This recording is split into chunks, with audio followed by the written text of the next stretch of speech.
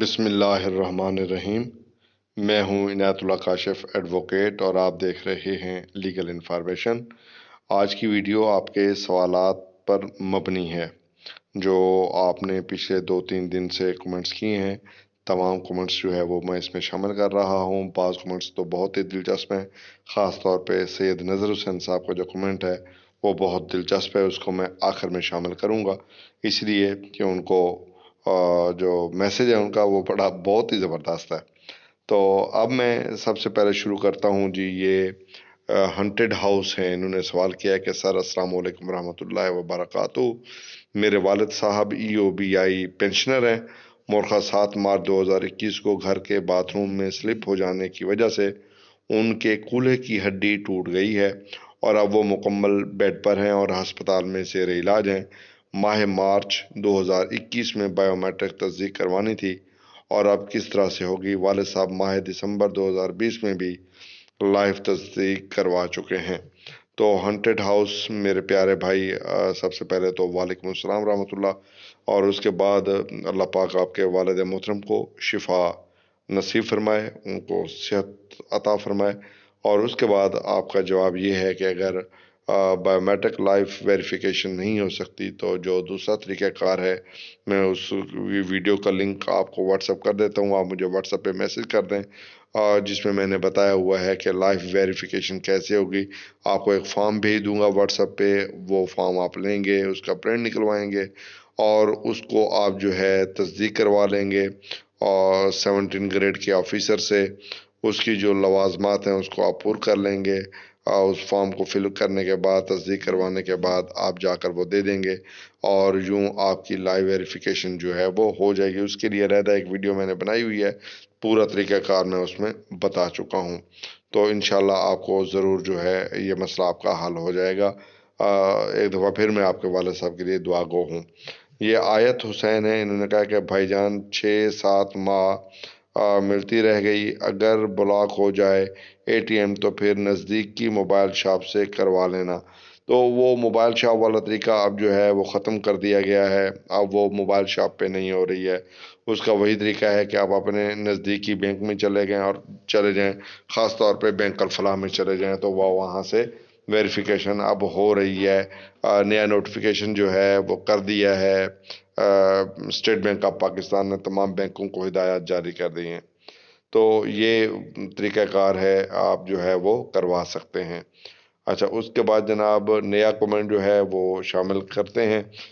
اس میں کہا گیا ہے، یہ خالد محمود صاحب ہیں، جناب علی میری پینشن 8500 روپے ہے، گھر کے 7 بندے کھانے والے ہیں، بڑھاپے میں مزدوری بھی بہت کم ملتی ہے، 1947 سے تب تک گھر کرایہ کا مکان ہے، میں اپنے غریبی اور بڑھاپے میں کم مزدوری کی وجہ سے 1,70,000 کا مقروض ہو گیا ہوں، قرض سے نجات نظر نہیں آتی، ہر روز ذلت برداشت کرنی پڑتی ہے، کوئی خداوند کریم کی خاطر مجھے قرض سے نجات دلا دیں، کیا یہ ممکن ہے؟ مسلمانوں کا دیس ہے۔ تو خالد محمود صاحب، میں نے آپ کا کمنٹ جو ہے وہ یہاں پر پڑھ دیا ہے اور انشاءاللہ تعالی العزیز اللہ پاک آپ کا قرض ضرور اتار دیں گے۔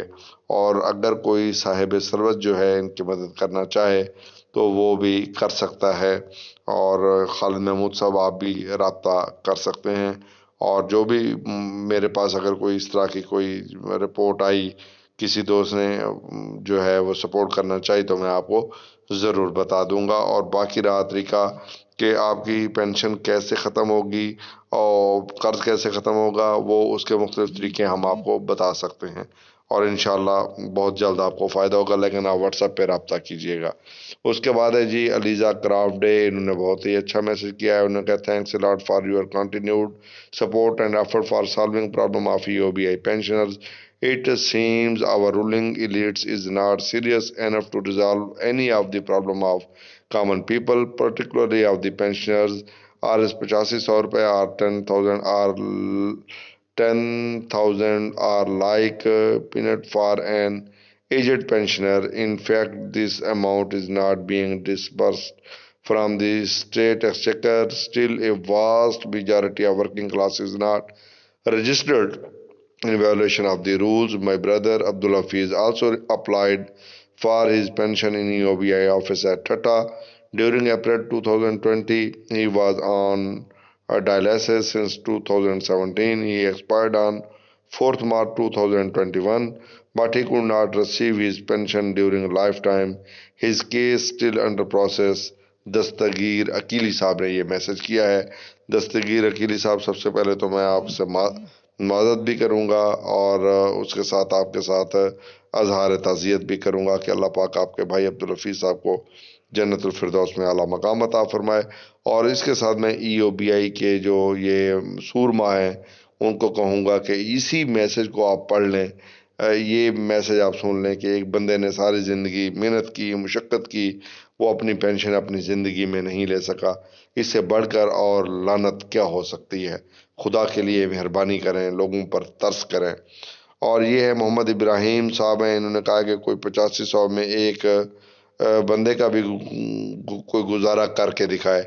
जी बिल्कुल, 8500 रुपये में गुजारा जो है वो नामुमकिन है, बिल्कुल मुमकिन नहीं है। ठीक है जी। उसके बाद एक और मैसेज है जी, ये सैयद नज़र हुसैन साहब का। ये बड़ा दिलचस्प मैसेज है। ये कहते हैं कि काशिफ साहब, डिमांड करने से क्या होता है अगर दूसरी तरफ से कोई रेस्पॉन्स ही ना हो। इस पर एक लतीफ़ा याद आया कि एक मिरासी एक जगह अपने बेटे के लिए रिश्ता लेने गया। जब घर वापस आया तो अड़ोस पड़ोस वालों ने पूछा, दादा सुनाओ क्या बना।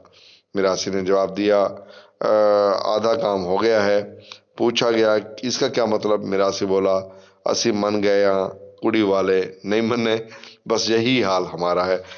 सैयद नज़र हुसैन साहब, आपने बड़ा दिलचस्प लतीफ़ा सुनाया है। यकीनन ऐसी ही कैफियत है, लेकिन क्या हम आवाज़ निकालना बंद कर दें। सैयद नज़र हुसैन साहब, अगर आप कहते हैं खुदा की कसम है हम आवाज़ निकालना बंद कर देते हैं। अब बच्चा रोएगा, माँ दूध देगी। बच्चा नहीं रोएगा, माँ भी दूध नहीं देती। ये आपके और रोज़ाना हमारे घरों में होता है। हमें अपनी आवाज़ बुलंद करती रहनी चाहिए। कोई सुने न सुने, हमें अपनी आवाज़ बुलंद करनी है। बिल आखिर कोई ना कोई सुन लेता है।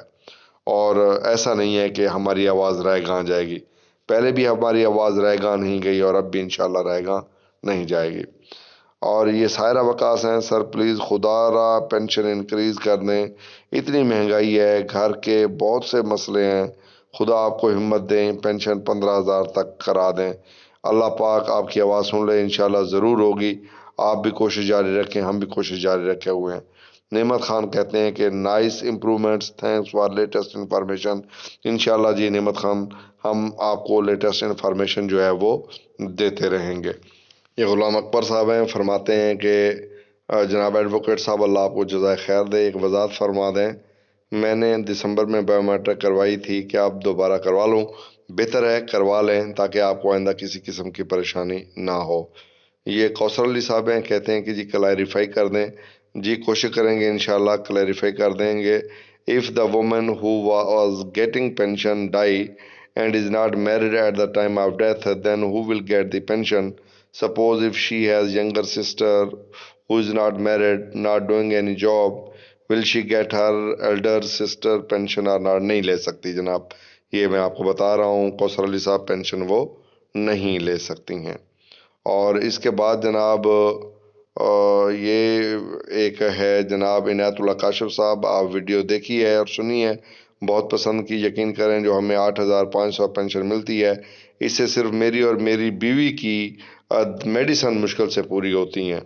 दूसरे अखराजात जो है वो पूरे नहीं हो सकते हैं। जनाब आपका बहुत शुक्रिया। बिल्कुल ऐसा ही है, आपने बजा फरमाया है, अखराजात पूरे नहीं हो सकते। ज़ाहिर है इतनी महंगाई बढ़ती जा रही है, पैसा गिरता जा रहा है और डॉलर बढ़ता जा रहा है। सोने की कीमत जो है वो हाई से हाई होती जा रही है। हुकूमत महंगाई पर कंट्रोल नहीं कर रही है, तो इतनी छोटी सी रकम जो है वो क्या कर सकती है। अखराज मेडिसिन के भी अखराजात पूरे नहीं हो सकते। उम्मीद है आज की तमाम तर सवालात के जवाब आपको पसंद आएंगे। अगर अभी तक आपने चैनल को सब्सक्राइब नहीं किया, कर लीजिए, बेल आइकन को प्रेस कर लीजिए, वीडियो को शेयर कर दीजिए और वीडियो जो है वो देखते रहिए, शेयर भी करते रहिए। ये सदका जारिया है, इसको बढ़ाते रहिए। इंशाअल्लाह आइंदा मौज़ूआत के साथ आपकी खिदमत में हाजिर होंगे। सर दस इजाज़त दीजिए। अल्लाह निगहबान।